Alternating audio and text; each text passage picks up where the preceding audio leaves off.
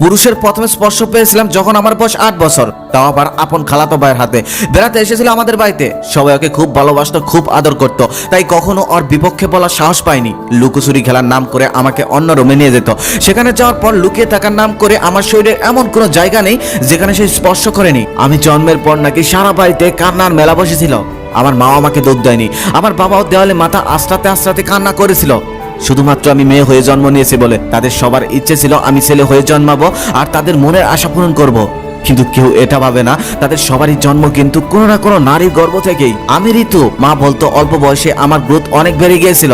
আমি সুন্দর ছিলাম কিনা জানি না, তবে আমি বেড়ে ওঠার পর থেকে আমার বাবা মায়ের আর আমাকে নিয়ে কোনো চিন্তা ছিল না। আমি তখনই একটু একটু বুঝতে পারতাম গ্রামের অনেক মানুষই আমার দিকে লোভনীয় দৃষ্টিতে তাকাতো। আমি যখন ক্লাস 5-এ উঠলাম, নানা মানুষের নানা কথায়, ঠিক তখনই আমার লেখাপড়ার ইতি ঘটে গেল। যখন আমার বয়স 13 তখন আমার বাবা মারা যায়। সেদিন এতিমকে এসেছিল সবাই সান্ত্বনা দিতে, তার সাথে কিছু চেয়ে নিতে। দূর দূর সম্পর্কে নানার বয়সী মানুষেরাও আমার কাছে এসে আমাকে আদর করার ছলে আমার বুকে হাত দেওয়ার চেষ্টা করেছিল। মা যেদিন আমাকে কাকার কাছে রেখে অন্য কারো ঘরে চলে গেল, সেদিন আমি বুঝেছিলাম এই পৃথিবীতে আমার আর কেউ রইল না। এক রাতে কাকার ছোট্ট ছেলে চুপি চুপি আমার রুমে এসে আমার পাশে বসে আমাকে বলল, ঋতু আপু তোমার কেউ নেই, তাতে কি হয়েছে? আমি তো আছি। সেদিন আমি ওর কথাটা শুনে কান্না করেছিলাম, কারণ বাবা মা চলে যাওয়ার পর কেউ এই কথাটা বলেনি, সবাই শুধু সান্ত্বনাই দিয়েছে। যেহেতু লেখাপড়া করতাম না, তাই কাকার ঘরের সারাদিনের কাজই আমার জন্য হয়ে গেল নিত্যদিনের কাজ। ঘর মোছা, থালা বাসন মাজা, কাপড় ধোয়া। যদিও রান্নাটা আমি করতাম না, তবে রান্না করার জন্য সমস্ত কাটাকাটি আমাকেই করতে হতো। এই ছোট্ট বয়সে এত কিছু করতে করতে হাঁপিয়ে উঠেছিলাম, তবুও করতাম নিজের ঘরে তো এটা ভেবে। কিছুদিন যেতে না যেতেই বুঝলাম কাকি আর তার বড় ছেলে আমাকে সহ্য করতে পারে না। তারা সবসময় কাকাকে এটা নিয়ে চাপ দিয়ে থাকে আমার বাবার রেখে যাওয়া একটু সম্পদ, ওইটাকে আমার হাত থেকে জোর করে নিয়ে যাওয়ার জন্য। আমি তখন মনে মনে ভাবতাম আমি আবার সম্পদ দিয়ে কি করব, তাদের কাছেই তো থাকি, নিয়ে যাক না। এদিকে আবার এলাকার ছেলেরা নাকি বাড়ির সামনে দিয়ে ঘোরাঘুরি করে, এই নিয়ে কাকা কাকির মধ্যে প্রায়ই ঝগড়া হয়। আমি যথেষ্ট লোক চক্ষুর আড়ালে থাকতাম যাতে আমাকে নিয়ে বাড়িতে কোনো সমস্যা না হয়। তাদের এই ঝগড়াঝাটি আমি চুপচাপ শুনতাম। মাঝে মাঝে বাবা মায়ের ছবি ধরে কান্না করতাম আর বলতাম কোথায় ছিলাম আর কোথায় এসে বললাম। মা বাবা ব্যতীত এই পৃথিবীতে সবাই স্বার্থের জন্য ভালোবাসে, অতটুকু মেয়ে কতই বা বুঝতাম। তারপরও আমি ওই বয়সেই প্রাপ্ত বয়স্কের মতো ভাবতে শুরু করলাম। এভাবেই ধীরে ধীরে 15-তে পা দিলাম।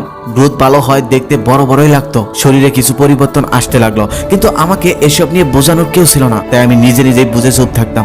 এক সকালে কাকার বাড়ির সবাই ঢাকায় চলে গেল, শুধু তাদের বড় ছেলের কলেজে পরীক্ষা ছিল তাই সে গেল না। আমার কাজ হলো তাদের বড় ছেলেকে বাসায় আসলে খাবার দেওয়া আর তাকে দেখে শুনে রাখা। আমি সারাদিন এই কাজগুলো করেই দিন কাটিয়ে দিলাম। রাতের বেলা সে আমাকে বলল, তুই আজকে আমার ঘরে থাকবি। ভাইয়ার মুখে এমন কথা শুনে আমি অবাক হয়ে গেলাম। আমি যদিও অন্য কারোর রুমে ঘুমাতে পারি না, তখন সে বলল আমি একা একা ঘুমাতে পারি না, আমার ভয় লাগে, তাই তুই আমার রুমে থাকবি।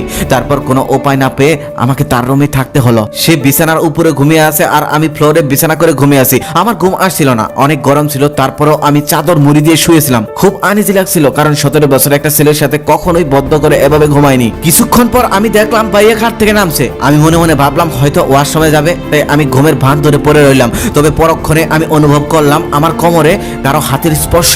সেই হাতের স্পর্শ আস্তে আস্তে আমার বুকে দিয়ে যাচ্ছিল। যখন বুক পর্যন্ত চলে আসলো তখন আমি চোখ খুললাম। ঠিক তখনই ভাইয়া মুস্কি হাসি দিয়ে 2 হাত দিয়ে আমার বুকে চেপে ধরলো। আমি তখন পাথর হয়ে গিয়েছিলাম, মনে মনে ভাবছিলাম কি হচ্ছে এসব। আমি না তাকে ভাইয়া বলে ডাকি, সে না আমার বড় ভাই। তখন আমি আরো একবার বুঝলাম এই পৃথিবীতে আমার কেউ নাই।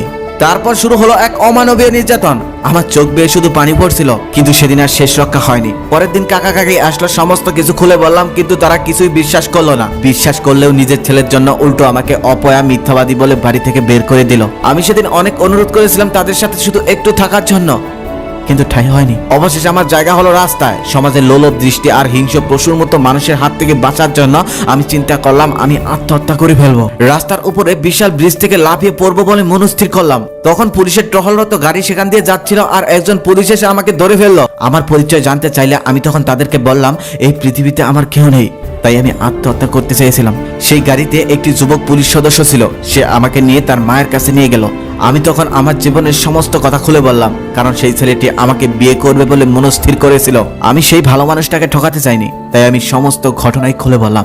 তবে সেদিন আমি একটা জিনিস নতুন করে শিখেছিলাম, পৃথিবীতে যেমন পশুর মতো মানুষ আছে, ঠিক তেমনি মহান মানুষ আছে।